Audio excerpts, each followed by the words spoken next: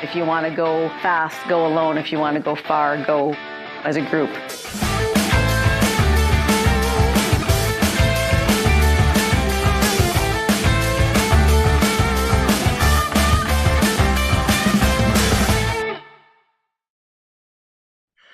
Okay.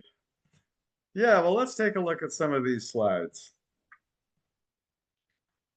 I like to keep things simple, so I've just put some bullets up here.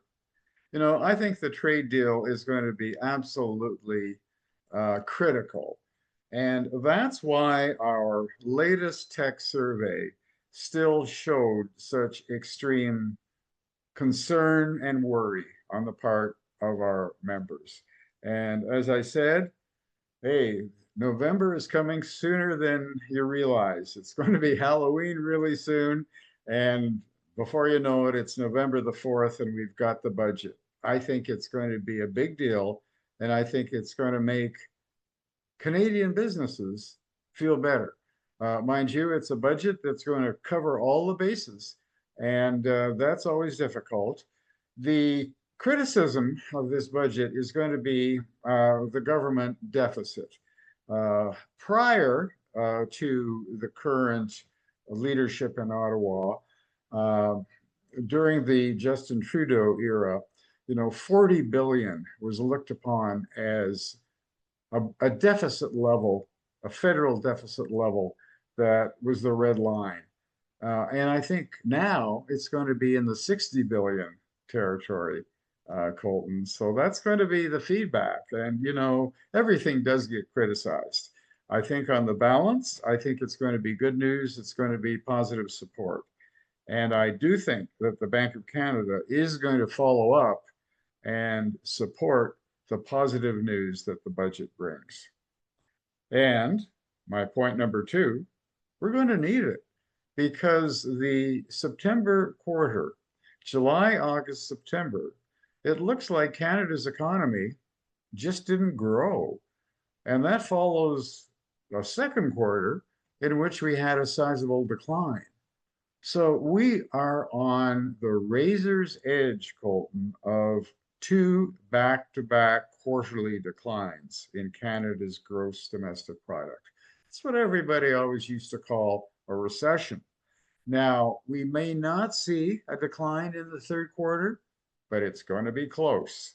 And given the way the numbers come out, there are things that we just don't quite know enough about, such as inventory change and exactly what's going to happen to the foreign trade deficit.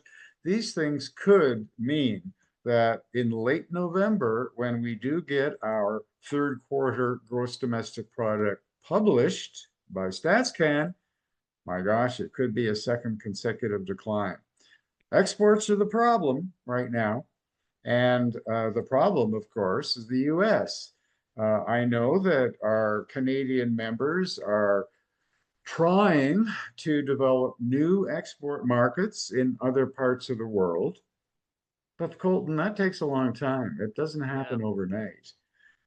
Most of our members, in terms of dealing with the situation and taking countermeasures, most of our members are trying to develop new markets in Canada.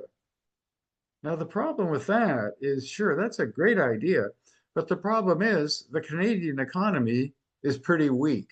It's much weaker than the US at the present time.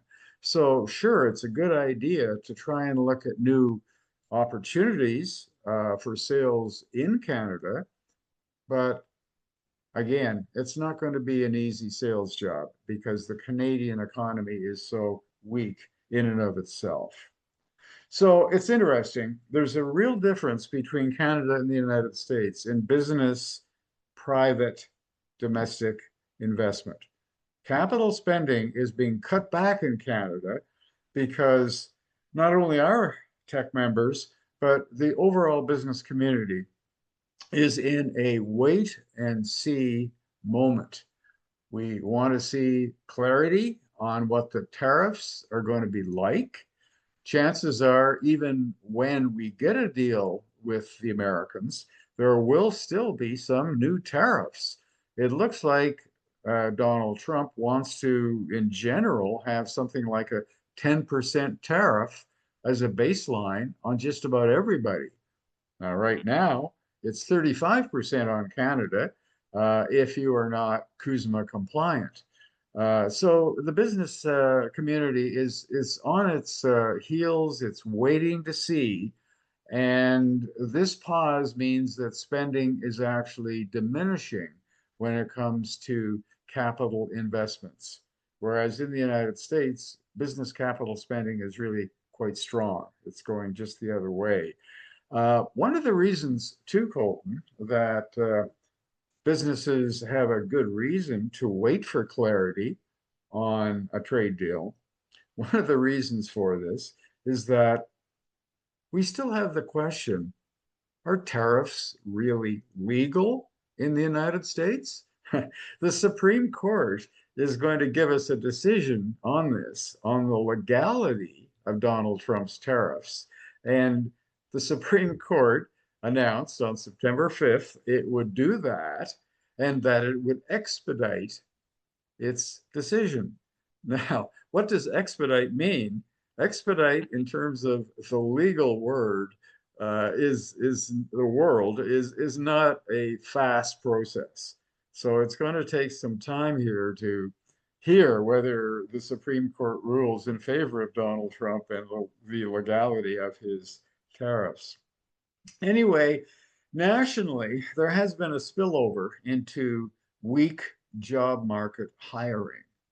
Now, this is really interesting, Colton, because our members don't tell us that. What we are seeing from our member responses is that a noticeable majority are telling us that they plan to increase employment over the next 12 months. And none of our members really are saying that they are planning on sizable layoffs. So it looks to me as if it's mainly, perhaps at this point, the large companies uh, that are freezing hiring and starting to show a pattern of layoffs. Anyway, like I said, I'm the optimistic economist in the room, and I think that housing demand is going to improve in the spring in Ontario and BC in the spring selling season of 2026.